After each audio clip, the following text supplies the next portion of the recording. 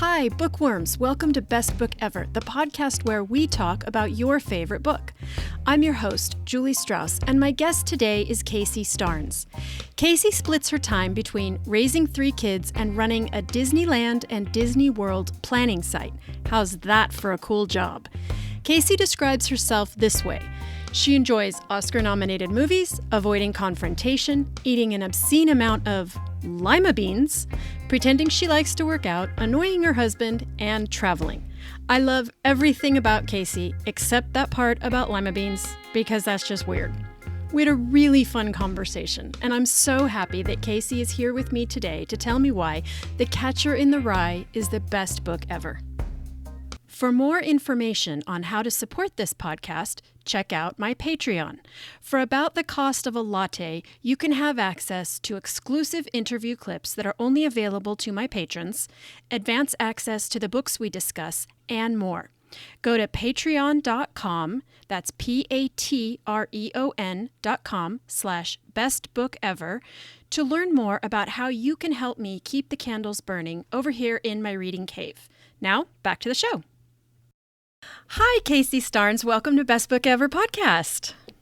Hello. Thanks for having me. I want to start immediately with, I know you're a Southern California girl, but you've got a hint of a Southern accent there. So can you tell me what your background is? Yes, I always think that's gone. I've been out of the South for over 10 years, but I guess it's following me. Okay, short version. I'm from Texas, born and raised in Dallas. Or Plano specifically. And then after high school, I left Dallas and went to LSU. So I spent a good amount of time in South Louisiana, which I think even added more and more to my accent. And I was there for, 6 years. And then headed to Austin. And from there, we left Texas and moved around the country. And we left Texas in 2006. So we left the South then. So here we are 14 years later and I can't shake it. Your husband is also from Texas? We went to high school together. We've known each other since we were kids. Yeah. I think it's very on brand for you, being that you are a Disney princess. Yeah, something like that. Or a villain. I much prefer a villain. That's what.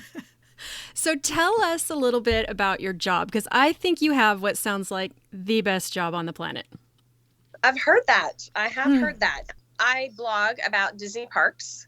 I've been doing it for 6 years. I just entered my 7th. So it's my blog. I don't work for Disney directly.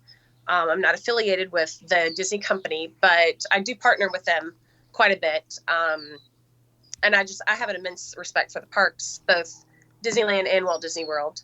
And so I just write about how to have a successful day at Disneyland, how to get the most out of your investment. Let's see. I'm at Disneyland once a week, typically, when parks are open.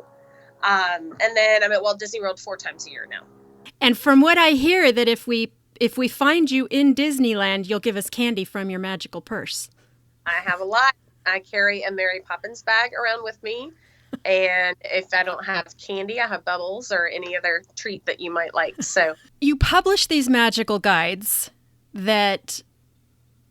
where people can go and like follow this guide that you do.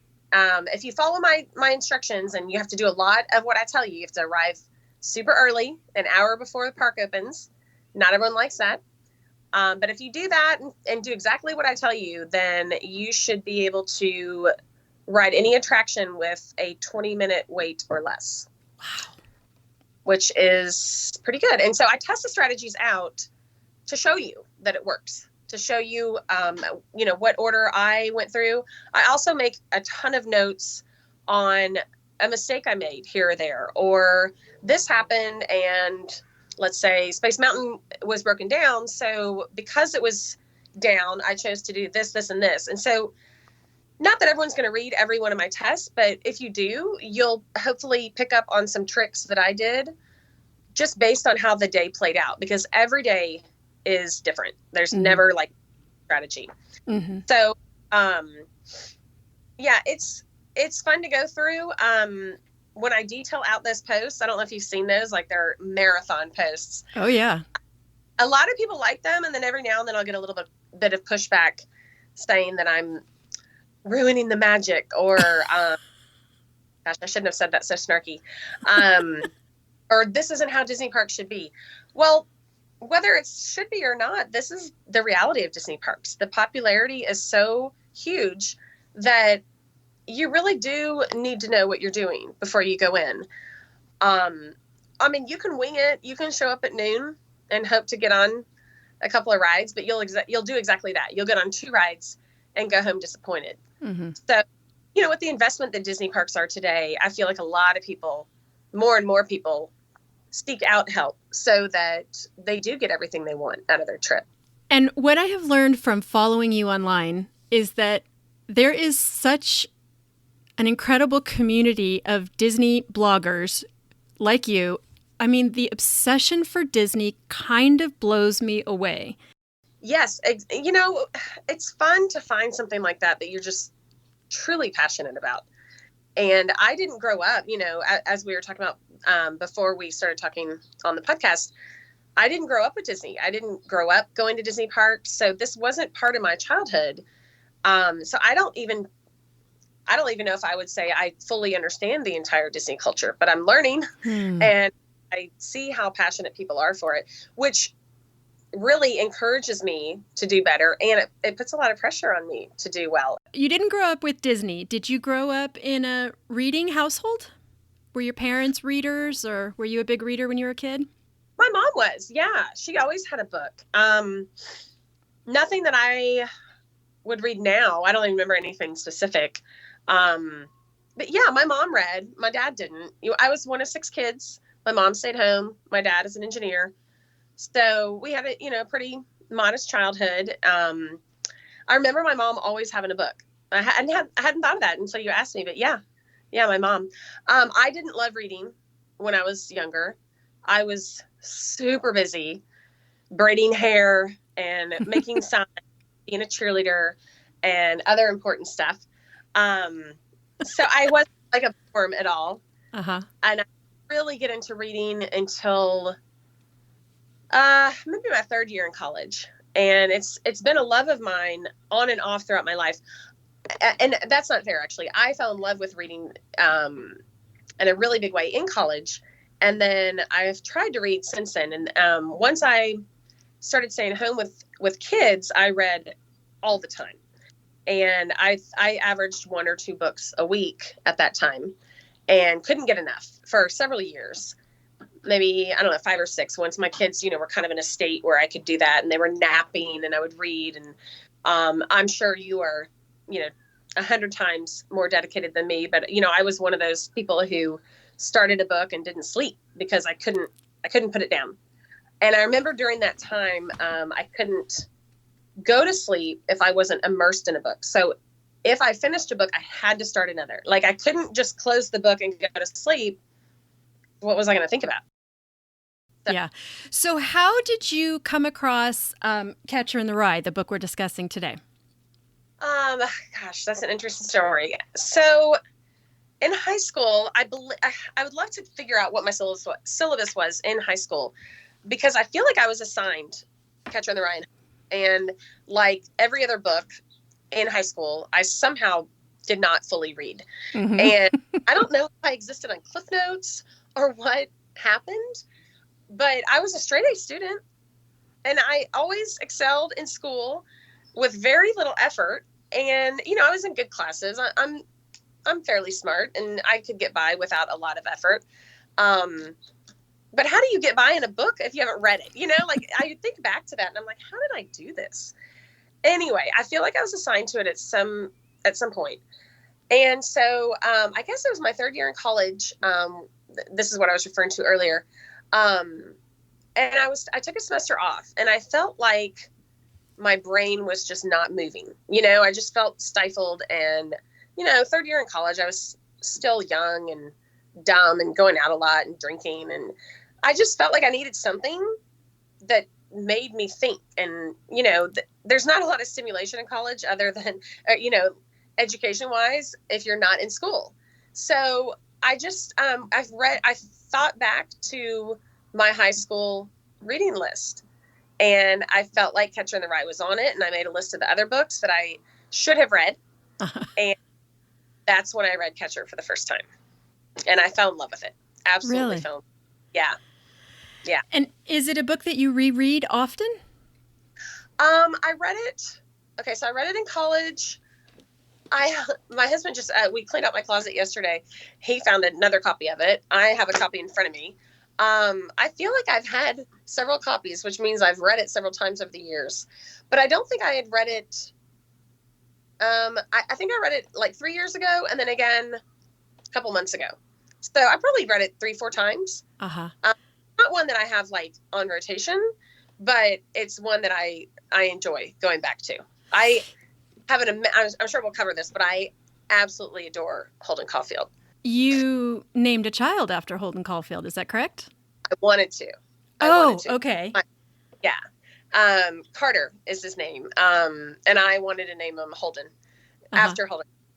And I remember when I was pregnant, I told this to my sister, who was a high school English teacher, had a master's, very well read, very well educated. But anyway, I remember loving the name Holden.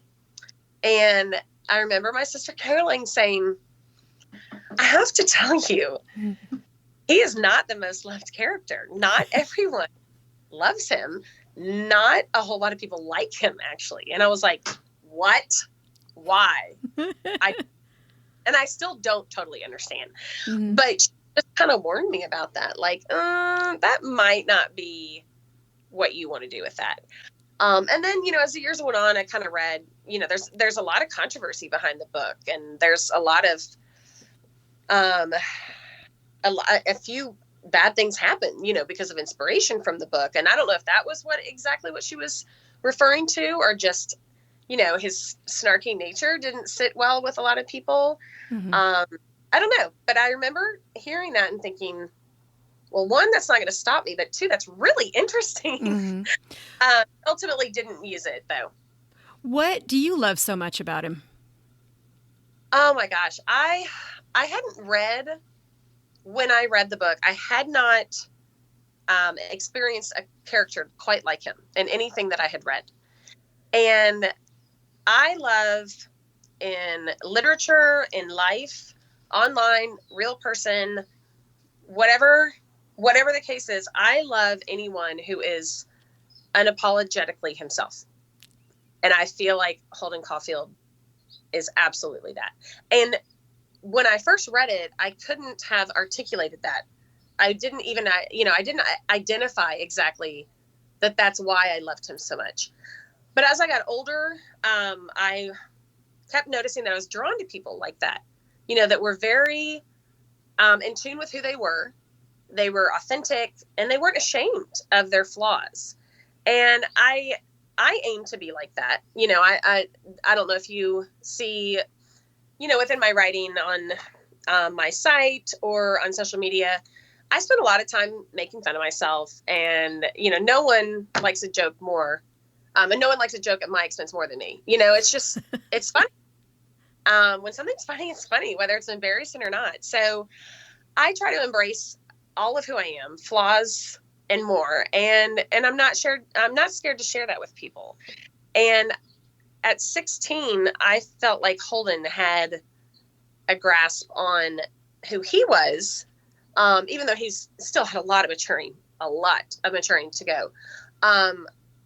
He just was so unique and outspoken, precocious, annoying. I just wanted to strangle him and hug him all at the same time. Mm-hmm. Something about him that stuck with me. And I don't know. I'm dying to hear what you think. Are we there yet? What? Well, I just found it so interesting to read at my age. I'm 50. I've got, older kids. And I was so astonished as I went through it at how differently I felt about him this time around, because this was my third time reading it. The first time was also in high school, and I was like, yeah, man, he's a badass, and adults are dumb. That was all I cared about, was that he thought adults were dumb and he was right. And, young people ruled. And then I read it somewhere later, maybe my late 20s or early 30s, and I just couldn't stand him. I thought he was an entitled little jerk. And, get your life together, you spoiled brat. And so I was kind of dreading reading it because I thought, oh, this is a character I hate. But I reread it in preparation for this, and I felt nothing but compassion and love.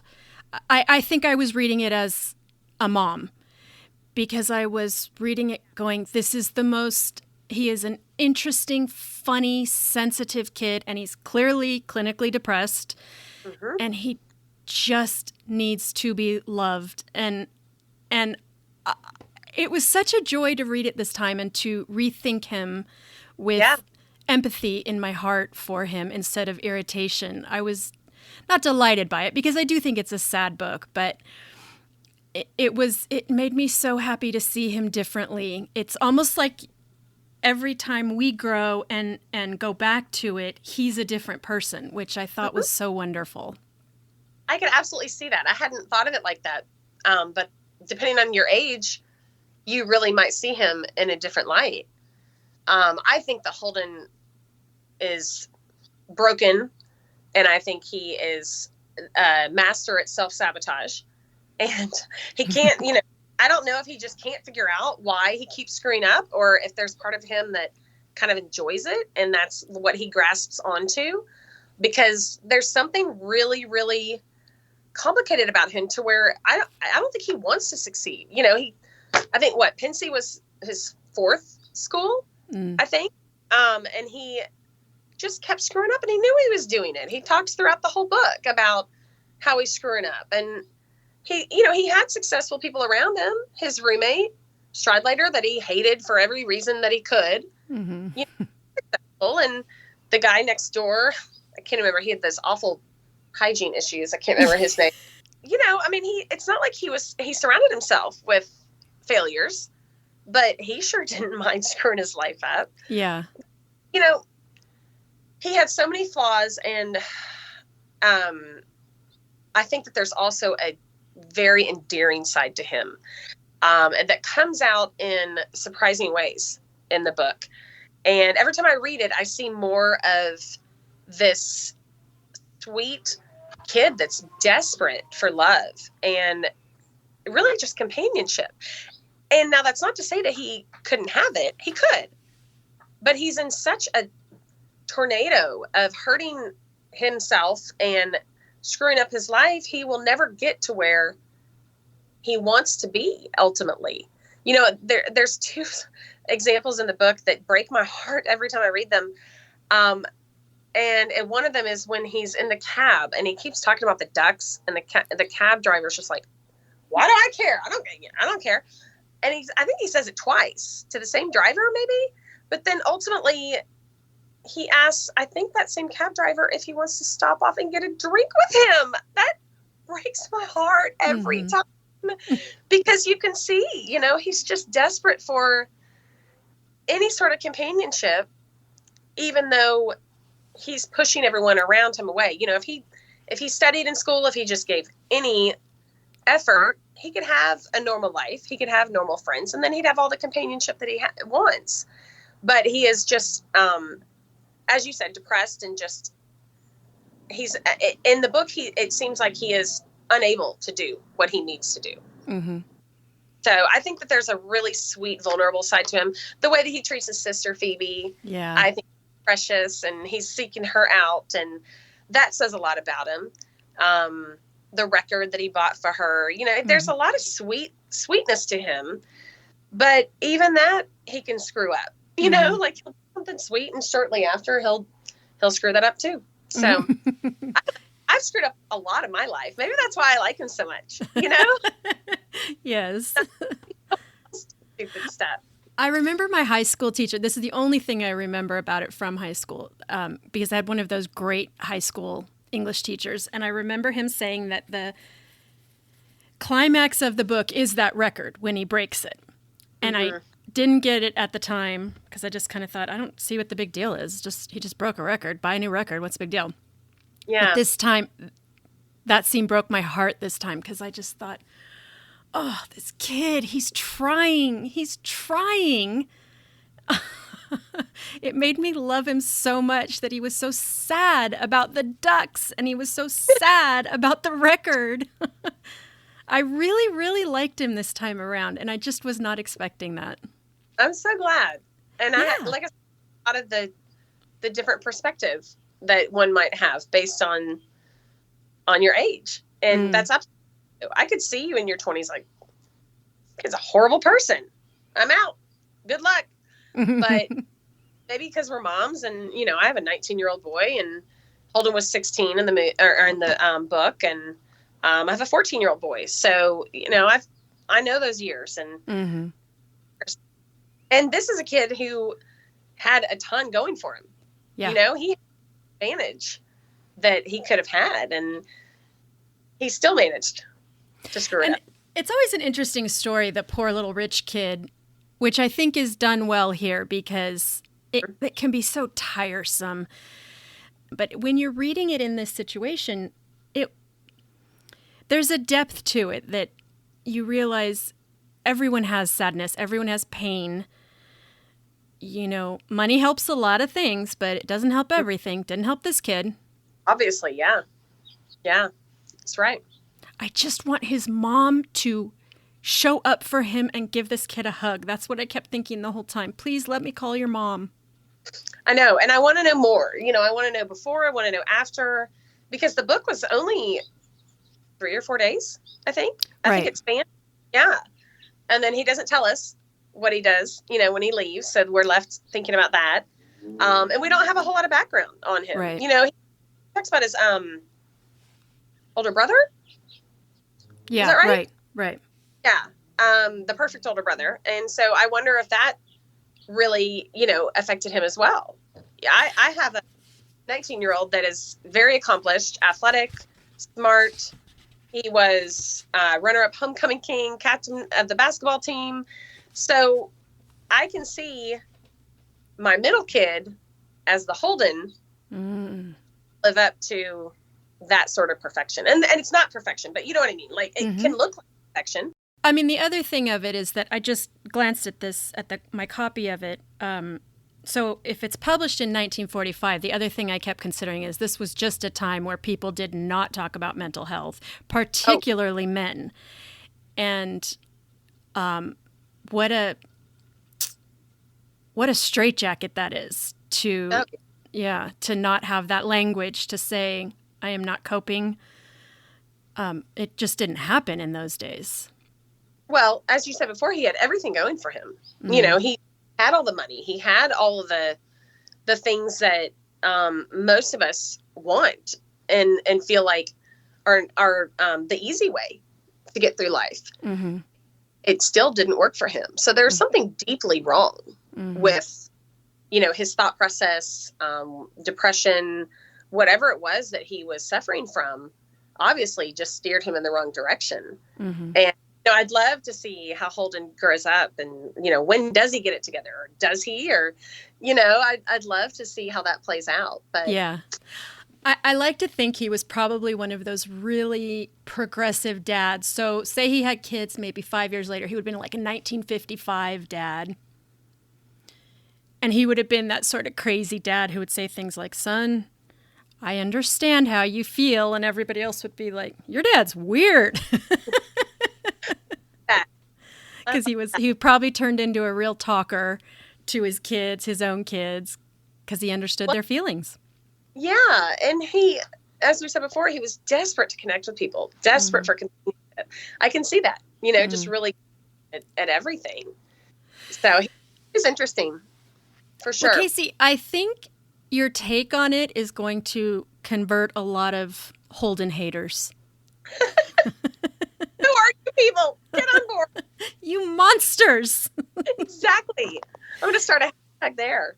Until I reread it this time, I would have put myself in that camp as a Holden hater, but I'm a recovering Holden hater now. I'm so glad I could have this influence. Yes, you are an influencer. I can't believe how lucky I am to be talking to an influencer. When my readers said, okay, get on board with this, Casey. You are not an influencer to buy products. You are an influencer on success at the parks. And I was like, I'll take Nice. that. I will take that, but that's it. And you're an influencer for dressing cute at the parks, because every time I take my kids, we're like, comfiest jeans, comfiest sweats, big old sneakers. And then I look at your pictures in your pretty dresses and I think, dang, why can't I turn it up a little bit? Why do I always have to go there looking like I just got into a bar fight? Well, I look like that at the end of the day after I get in a bar fight. But those Disney bar fights, they are no joke. There's two reasons for that. One, I don't own a pair of shorts. So let's start there. I don't even work out in shorts, literally. I work out in like running skirts. It's probably not the content you're looking for, but I don't like shorts. I don't like the way they look on me. I don't really like a whole lot of pants or jeans, and dresses are comfortable to me. They always, so I feel more comfortable in dresses. So it may look like I'm more dressed up, but I'm really actually comfortable. You know what I mean? Sure. And I also think, one, it's my job, so I want to dress up for it. And I, as my job progressed, I worked more and more with Disney, and I want to represent the brand in a positive way and want to look hopefully appropriate. And also I wasn't raised at Disney. I didn't grow up going to Disney parks. So when we moved here 10 years ago and we started becoming annual pass holders and I started really going to the parks, I taught my kids again and again that going to Disneyland is a privilege. And you're going to act like it and you're going to dress like it. And it's kind of an ode to when the parks opened. Mm-hmm. If you look at how everyone dressed, they were in dresses and suits. And I just love that. Now, we don't have to go that far. It's not Dapper Day every day for us. But I wanted them to appreciate these parks and to know that very few kids have the life that you do. Mm-hmm. It's a huge privilege to go. And you're going to hopefully appreciate it by just seeing it in a different light. I grew up going to Six Flags, and I was one of 6 kids. My mother dressed us all in the same color because she was just counting heads, right. As she should have. Just trying to keep track of us. And I was not going to do that with my kids, but I only have 3. So yeah. I love those old pictures of opening day and the women in their pearls. That always kills me. The dresses and pearls. Love it. Love it. So Have you read anything lately? Do you have a favorite book that you've been into recently? So I get sent a lot of books to review. So I read Bob Iger, the CEO of Disney. I read his book, and that was excellent. What is Have that you read called? it? No. What is it? Oh my gosh, this is embarrassing. Ride of a Lifetime. Ride, like a Disneyland ride? Yes. Okay. The Ride of a Lifetime. It's about Bob Iger and his 20-year reign as CEO of Disney. And oh my gosh, the prologue alone will have you hooked. He talks about, and I'm not giving away a bunch of spoilers, but he talks about, he helped open Shanghai. That was one of his big projects in 20 years. And he talks about how often he went back and forth during the, final year of development. And when he was there to open it, he talks about 2 horrific tragedies that just so happened to take place while he was there opening the 6th Disney park in the world. And one of those was the Pulse nightclub in Orlando. Oh. And then the second was when the alligator killed that child on Walt Disney World property, the 2-year-old that was on vacation at the Grand Floridian. And he was just wading in the water, like a foot of water. His parents were on the beach. The waters used to be open at all over Walt Disney World and all the all the Walt Disney World resorts. And Disney, it doesn't ever clarify, they always try to get rid of the alligators. Of course, their safety is typically amazing at the parks and the resort. But just the most horrific accident happened, and this little toddler was playing in the water, and an alligator came and drug him into the water, and his parents watched him. Oh, it was awful. So both of those things happened while he's in Shanghai opening this park that, this career-long project that he had put every bit of effort into. And he talks about calling the father of the child. And oh my gosh, it's just, I was bawling like 10 pages in, and it's beautifully written. He's an interesting person. He has why Disney is what it is because of his, a lot of people know that Disney, is really good to cast members and internal and, like they're at a guest, not many people do customer service like Disney. That's one of the reasons why I love going to the parks. But he talks a lot about empowering people. Mm-hmm. I think that's a lesson that everyone can learn, throughout that. He really, really believes in empowering people and giving them the chance to excel in a way that, they might not if they didn't believe in themselves and they didn't feel they were supported. So he really goes into a lot of parts of the business, and it's not all business and here's Disney and how great it is. He talks a lot about how he got where he is, and it's interesting. I recommend it. Okay. That sounds so good. Yeah. Yeah. Sure. Before we go, let's say you want to tell everyone where they can find you on the interwebs? Sure. My website is disneylanddaily.com, and I'm on Facebook and Instagram as Disneyland Daily Casey, Casey. Well, Casey, this has been such a delight. I want to thank you so much for joining me, and I have to tell you, I cannot wait until the parks open and we can finally meet at Disneyland in real life and I can just follow you around for a day and see what you do. I think your job is so neat and I think you're such a delight.